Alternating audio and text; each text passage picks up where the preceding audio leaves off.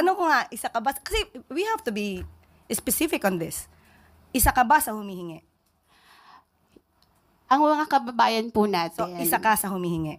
Actually, I'm a journalist. Hindi Yes, nga, naman po tanong ako ko nga. humihingi. Pero parang gusto ninyo na meron lang kayong Basihan. basihan. Sino nga po? Kasi sabi niyo po kanina, ay napanood yun niya yata sa social Opo, Madam media. Sino po? Yusek, syempre kami po ay mga Pilipino rin. As a journalist, gusto po namin na hindi fake news.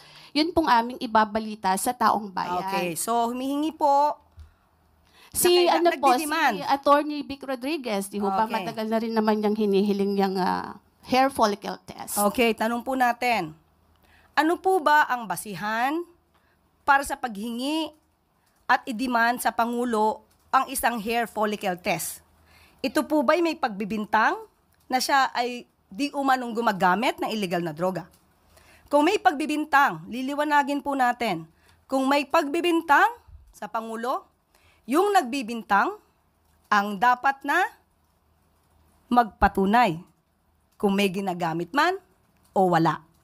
Hindi po pwedeng gumawa ng kwento, walang basihan, isang guni-guni para masira ang Pangulo, at walang basihan